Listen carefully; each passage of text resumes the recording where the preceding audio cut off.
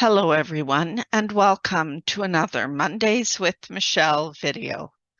This week's video replaces my April 18th, 2022 presentation on directories, where to find them, and how you can use them in your research. We'll go beyond the surname search and discuss what other information is available. Join me as I show you how North American, British, and Turkish directories help me discover more about my ancestors. Let's get started. The first thing I wanted to mention is I quite often will look at the Who Do You Think You Are magazine website, and they have a really good article on where to find historical trade directories online, but it gives a really good breakdown of the kinds of information you could find in the trade directories, why you might want to use them. It talks about the different kinds of directories, and the nice thing is it also gives a really good breakdown of what's on Ancestry, what's on Find My Past. The Guildhall Library also has an extensive collection. There's also University of Leicester's website, which I'm going to show you. That's the one I tend to use. Midlands Historical Data also has a large collection, 609 trade directories, and I think access for that is on a pay-as-you-go basis, but some of these other sites, the Leicester one particularly, is free. So I just wanted to show you that article. It's got some useful information. So let's take a look at the University of Leicester website. So they have a special collection, which is all the historical directories. And basically, you scroll down, select the county you want. So I would select Yorkshire, and I've got all the pages pre-set up here.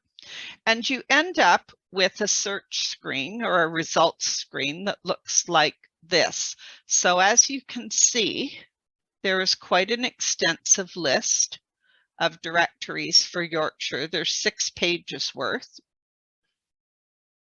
And I can go to the various pages. There is a sort box at the top here where I can sort by title. I can sort by the period covered, which is what I've done, so that way I can see the directories in date sequence. I could also sort them by place, and that can be handy, particularly if you're wanting to see the North Riding directories versus the West Riding in Yorkshire. You'll also find that sometimes Yorkshire is grouped in with other counties in kind of a global directory, so it can be handy to sort by county. Over on the left, we have this period covered area. So sometimes when I'm looking at directories, I might filter the results by clicking on one of these date ranges. So I will only see the small list of directories for that period. So I might choose, for instance, to select this 1820 to 1829, and then I would only see the 5 directories. Initially, I found this period covered a little confusing because I was expecting it to show in date order, but you'll notice it's sorting based on number of directories. So the most frequent are at the top. So they have 8 directories available in the 1850 to 1859, the 1880 to 89, the 1890 to 99.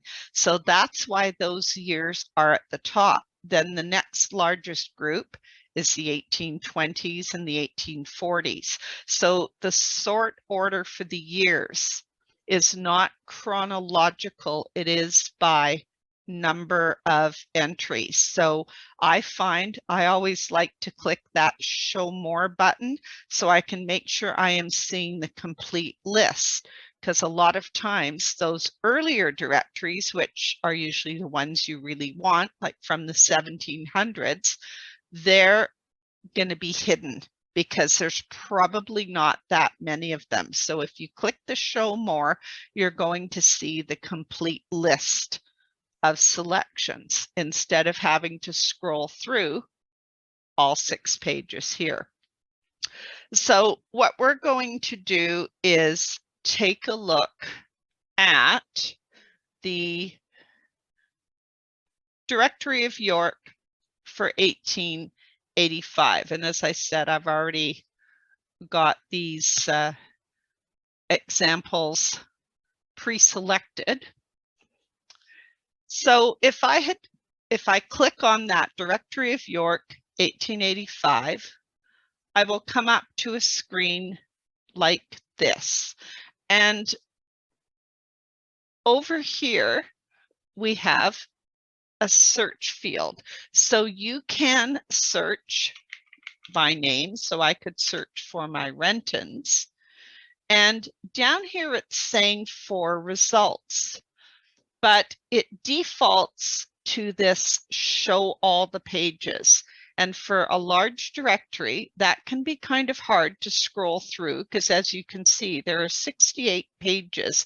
It can be hard to scroll through to find the one that is outlined in red that actually has your ancestors. So what I usually do is I click on this filtered, which will show me only the pages with the term I'm searching for. So now I can just click on each page, scan through the page until I find where my ancestor's name appears. It's going to be somewhere on this page.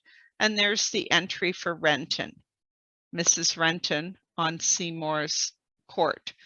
So usually when people are looking at directories, that's what they are doing, is name searches.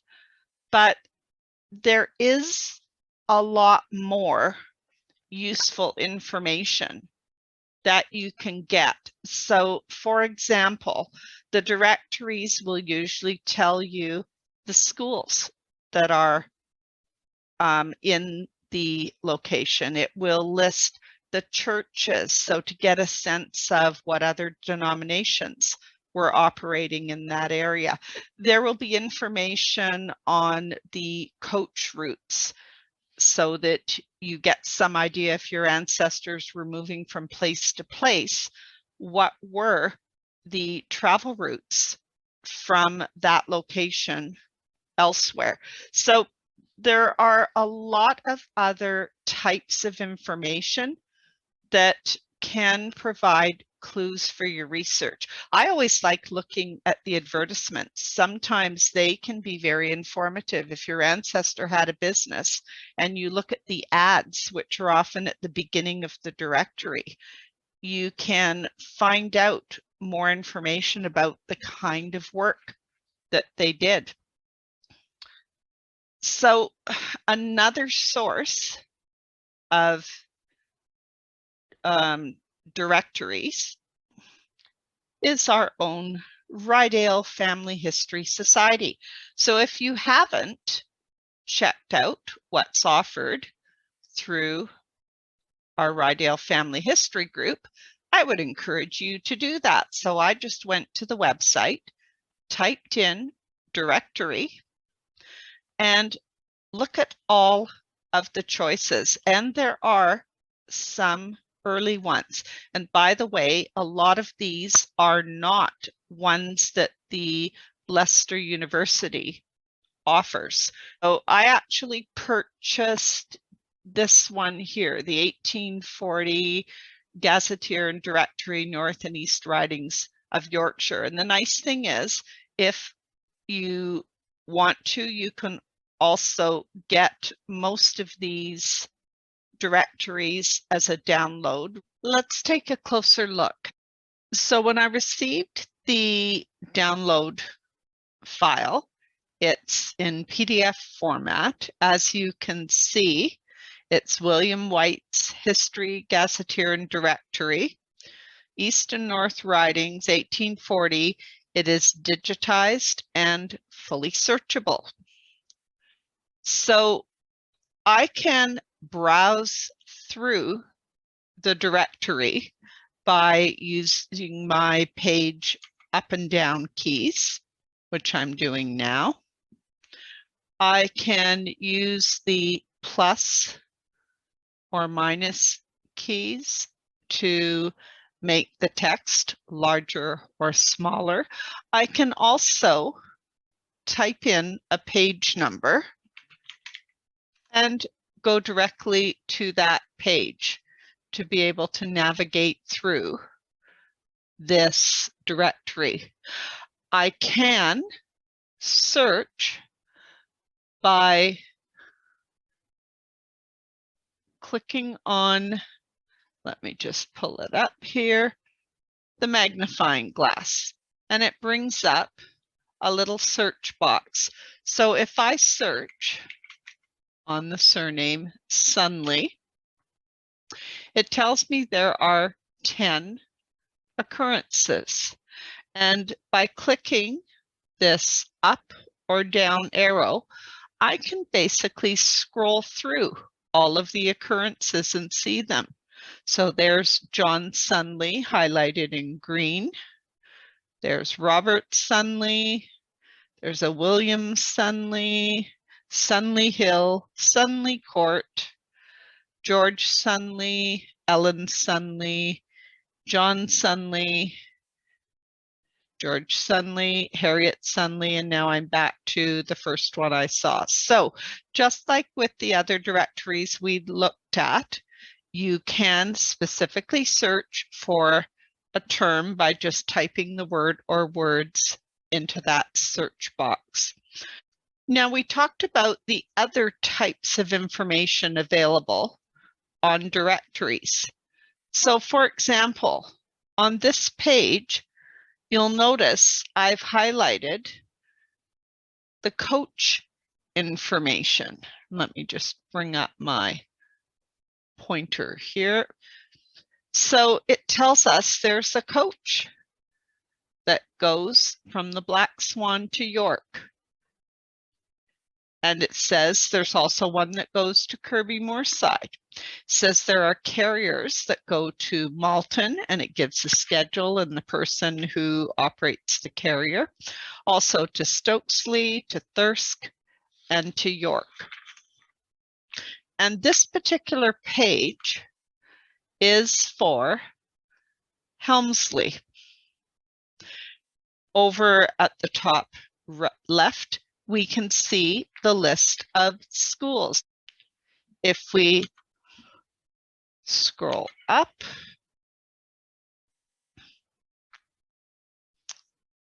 to the very beginning of the parish information, here's where the write-up on Helmsley starts. So here's the basic information on Helmsley Parish.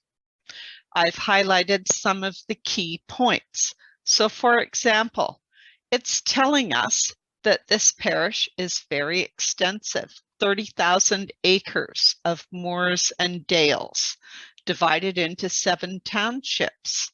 It's saying the Helmsley Township has 1,485 inhabitants and 8,200 acres. And it tells you the nearby towns. It gives some information on the fairs and markets and gives dates. It also gives you some information about the history of the town. The bottom of the next page talks about Helmsley Church, St. Matthew. The page after that mentions that there are other denominations. There is a Friends Meeting House and a Wesleyan Chapel. It also talks about the free schools and gives some information on them. So you're getting quite a bit of background information about this parish just in these introductory pages before you actually see the pages that contain the names of all the inhabitants, the actual directory. Another source for directories is Family Search, and this was a search using the online books. So I went into search, online books, and then just searched by directory. And as you can see, we have 20 different options that came up. There are more, it just depends on what search terms you use. So we've got histories for York, we've got commercial directories for different places. Family Search seems to have a lot more for the West Riding than they do for the North Riding and East Ridings, but sometimes searching on the city rather than the riding or the county will give you access to the specific directory you want. So the directory I wanted to take a look at is called Deacon's Court Guide.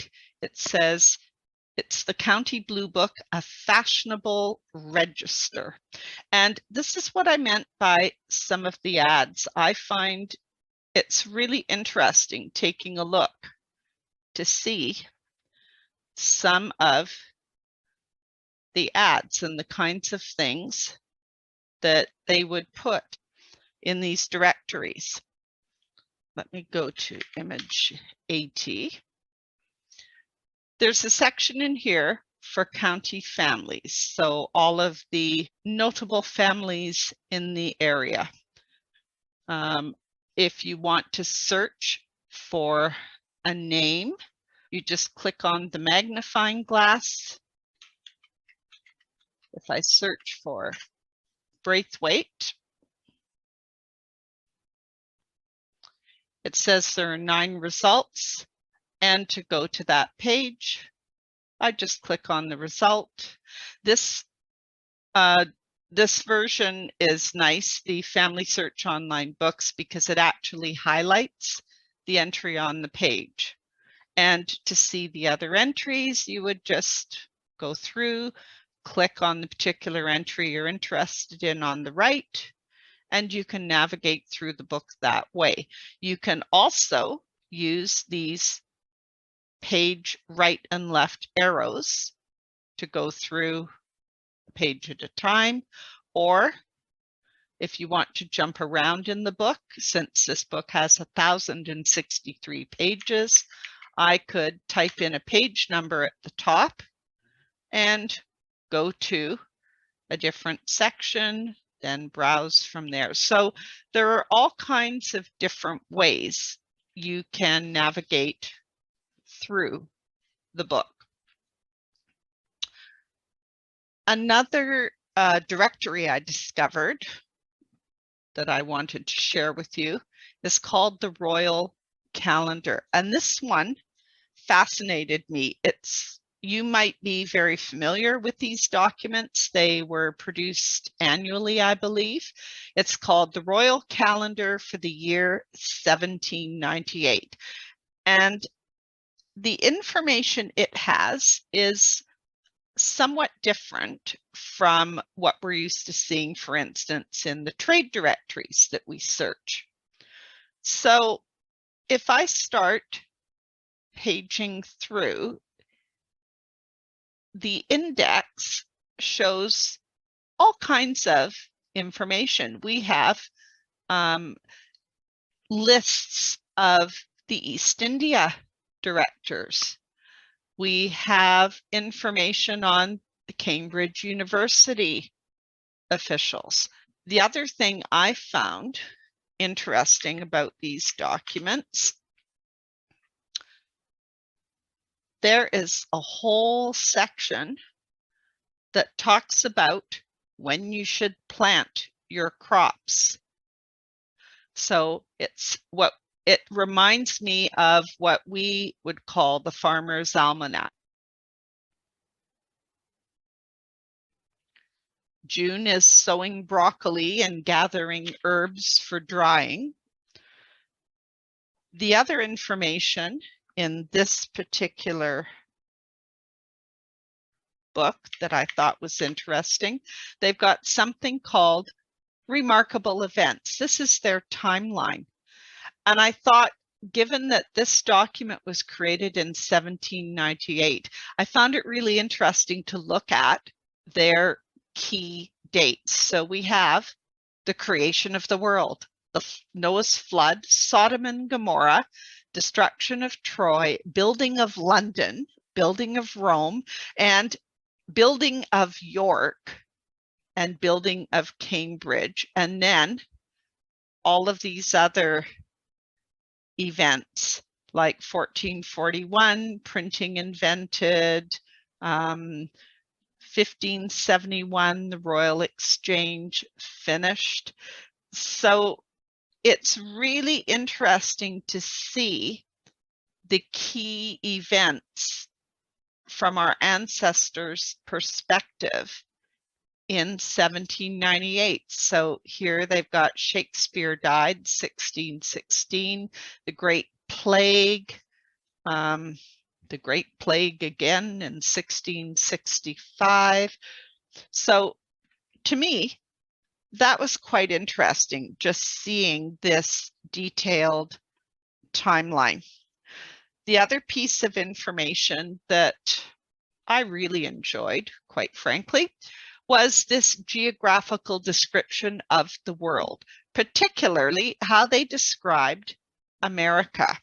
So this particular description explains that, based on the latest discoveries, that America consists of two parts, Mexicana, or North America, and Peruviana, or South America.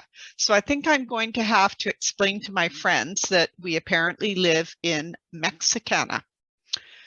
The other thing I found interesting was they went on to say that the main islands are Newfoundland and California. So I think that might come as a bit of a surprise to the inhabitants of California that apparently they are living on an island. So let's take a look at some of the other options available. So through family search, this is to give you an idea. I just searched on Yorkshire Directories in the card catalog. And as you can see, it is an extensive list. So there is quite a bit available through family search. Some of it viewable online, some of it you might have to ask them to look the information up. And I mentioned Ancestry does have some directories, so all I did was do a search on card catalog. I typed in Directories Yorkshire, and this is the list that came up. Similarly, on Find My Past, I did a search. So search, I did all record sets. That brings you to this screen, typed in directories. And again, there's a variety of directories that come up. So it's not just your general trade directories. There's things like dental surgeons directories, bankrupt directories. The last website I'm going to show you is the Guildhall Library. And they have a really good write-up, and again, I'll post the link, showing all the directories that they have in their collection. And their records, unfortunately, can't be accessed from the comfort of your home, but they do have an extensive collection. Some of it has been digitized. A lot of it is the actual books. But again, this summarizes the different kinds of directories that are available, just to give you some idea of where else you might find your ancestor mentioned. On the Family Search Wiki, there is a very detailed list of information about Scottish directories that you can take a look at. And I did find some good websites. So this particular website here, Scottish Post Office Directories, there's links at the top here you can browse. There's a link about the directories, and they've got quite a bit of information on this page that's useful. If you look at the About the Directories section, there's all different kinds of directories that you can find out about, as opposed to just the general commercial directories that we tend to search looking for the names of our ancestors. So what I did, I took a look in one of the directories to search for my ancestors. So basically, if you do the browse and search link, you come to this screen. Now, you can search by place, you can search by year, you can click one of these links to search in a particular town. I found the name search from this screen wasn't as useful, because all it's going to do is search on the first 3 characters. So I was getting all these hits when I tried searching for Renton. All it's showing me is matches for REN. So I spent a lot of time looking through directories that did not in fact have Rentons. They just had someone else whose name started with REN. I found it was more successful to click on the town search and then pick a town. So for instance, Glasgow. And what I found was I then have this other search area, and I can actually search on an entire name when I do this. And if I click go, now it's going to give me details with that particular entry. And I just go to the particular page.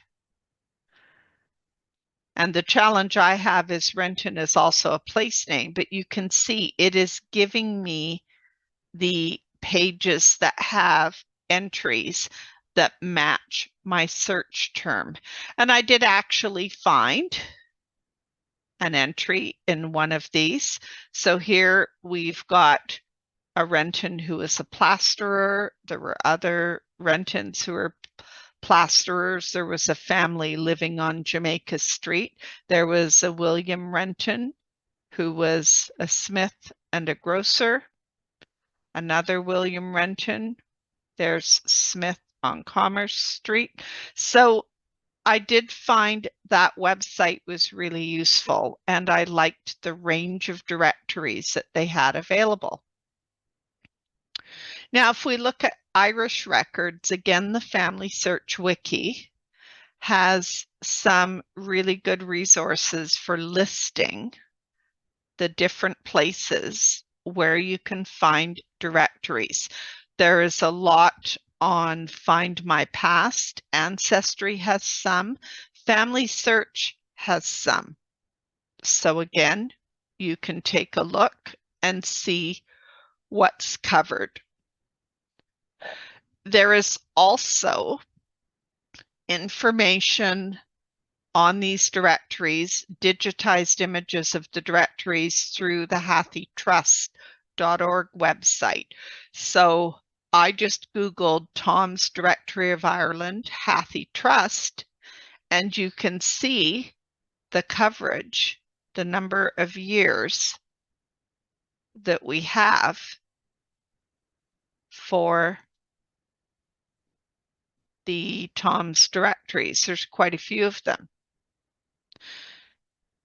And I took a look at one of them. So this is the 1878. And at the side, there is search in this text. So I typed in Renton. Now I don't have a lot of Rentons in Ireland. However, it did come up with 3 search results. So if I click on this first item, it's highlighted the particular entries, and I'll just see if I can enlarge it here so you can see it a bit better. So there is Alex Renton, and further down, William Renton, listed under lieutenants. The other Irish website that I've talked about before when we were doing the Griffith valuation records is the John Grenham website. He has a whole section on directories. So it's got some useful information. It talks about where you can see the digitized versions of these directories. So there's information on the Ask About Ireland website, as well as he mentions Family Search and a few others. What I spent a lot of my time this past week on, because I was trying to figure out what companies my great-grandfather and his sons worked at when they came to Canada, and they were switching from farming, which, as I've said before, was a very short-lived experiment, probably lasted 1 winter. They then went back to their oil and grease manufacturing. So one of the websites that's really helpful is this Peel Library, and they have digitized directories, the Henderson directories, for the prairie provinces, for Alberta, Manitoba, and Saskatchewan. And you can see this is showing you the major towns that are listed.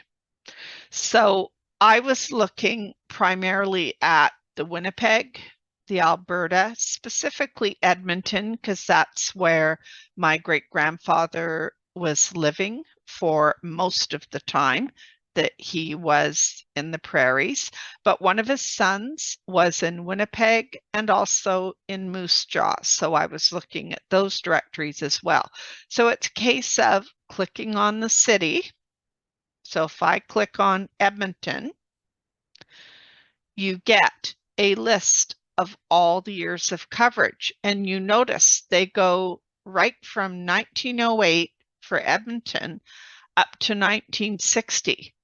So you can see from the purple, I basically checked every directory from 1920 to 1931, because 1920 was the year my ancestors came to Canada, to the prairies, and 1931, that was when they all seem to have moved from Alberta to British Columbia.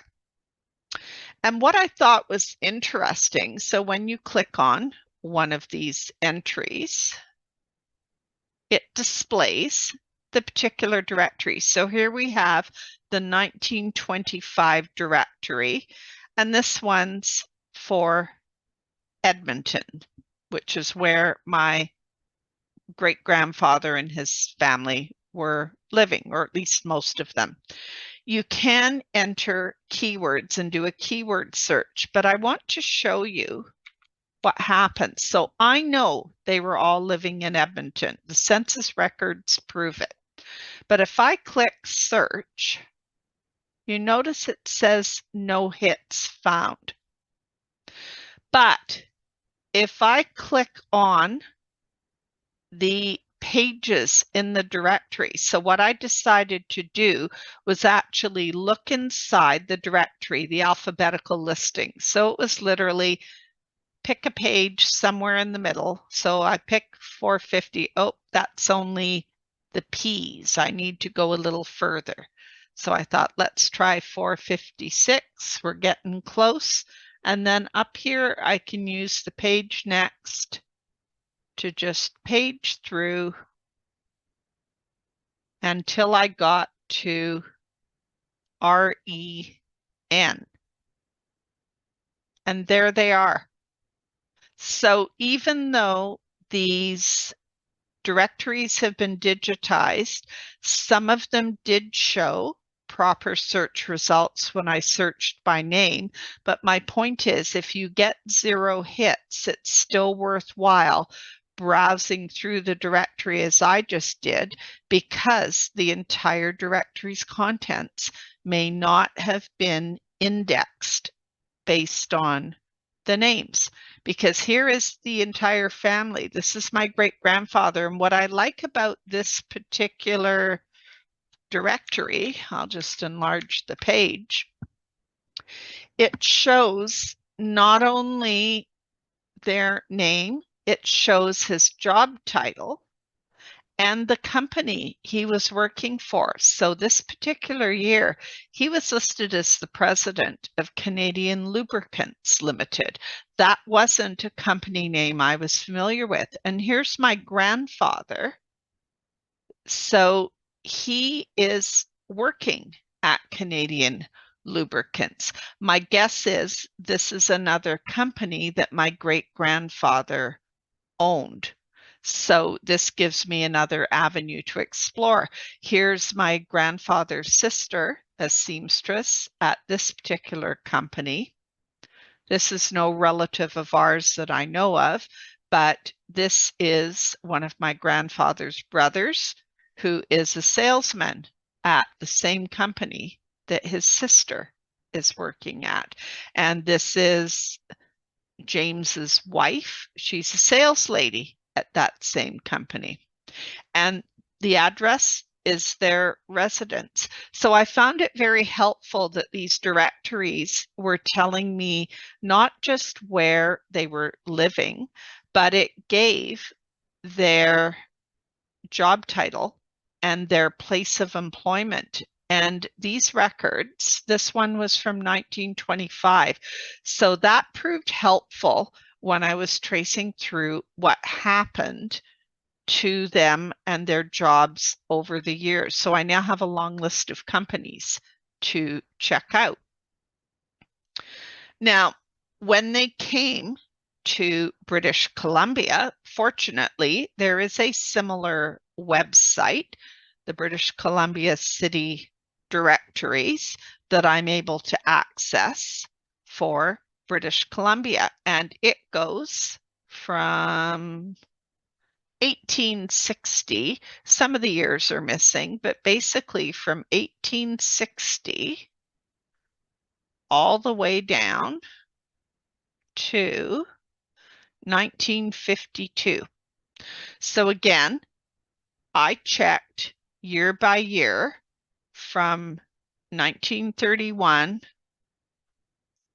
all the way through to see what happened, especially since my great-grandfather, Arthur Cornelius, died in 1937. And I was curious to see how things changed after his death and who took over the different companies. So, for example, for this particular page, this is 1936, so the year before my great-grandfather, Arthur Cornelius, died. So here is my grandfather, and it lists his wife's name, Rose. And this is the company I knew that I associated with him Renton Distributors Limited. So that company was in operation. My grandfather worked for the company. His father, Arthur Cornelius, and his mother, Jane Elizabeth. My great-grandfather was the president of Renton Distributors. And here is the actual entry for the company, and it confirms that Arthur Cornelius Renton is the president. The company deals with lubricating oils, and there's the address. And my grandfather's brother, Harold, was actually working at Canada Grease Works, which I have to confirm, but I believe is another company that my great-grandfather owned based on previous entries in the directories. So the directories can be very helpful. The Family Search Wiki also has a really great information page on United States directories. And they have this section here, which you can click on a state and see listings by state. So for instance, it's talking about the city and business directories. That is one of their collections. And you can search by name on the collection details page. And I clicked on that link, and you come to this particular page. And I typed in Renton as a last name, and these were the results I got. And you'll notice there's a camera icon beside these entries, meaning they have a digitized image of that directory. It's not just a transcript. So I clicked on this first one, and here's the page, and I've enlarged it a bit. So for the Rentons, we have quite a few entries. There's a Renton Artificial Stone Company with W.H. Renton, the manager. There's a Mrs. C. Renton. There's a Renton Coal Company. There's a Henry T. Renton, Walter H. Renton, William W. Renton. So again, those directories can be very handy. As far as other Canadian directories, and I'll have the links to all these in the handout, the Library and Archives Canada does have a good set of directories, and this information page is really helpful. It gives you information about the collection that they have. There's a database you can search. There's links to other directory projects. So that's something that is useful to explore.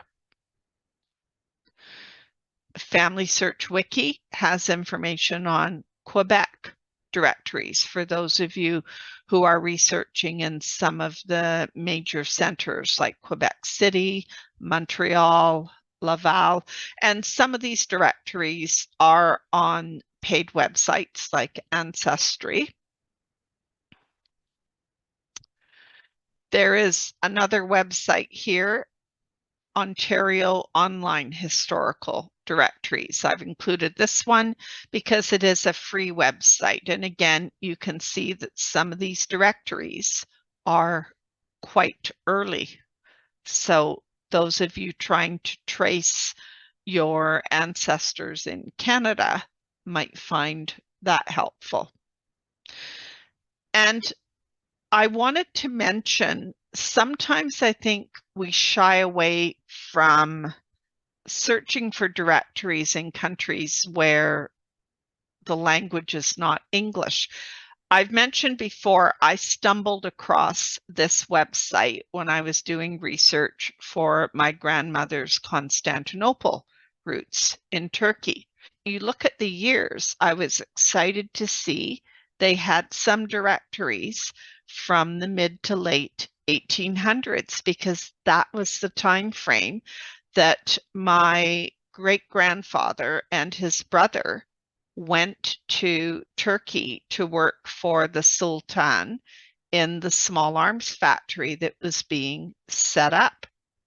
So I clicked on these 1879, 1889 entries to see what was available.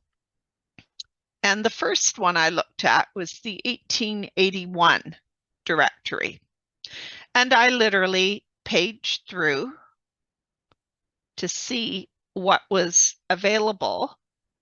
And I found this entry here, and it is in French, but this is my great-grandfather. It says he worked at the gunsmith factory in Toffanet, which was an area of Constantinople.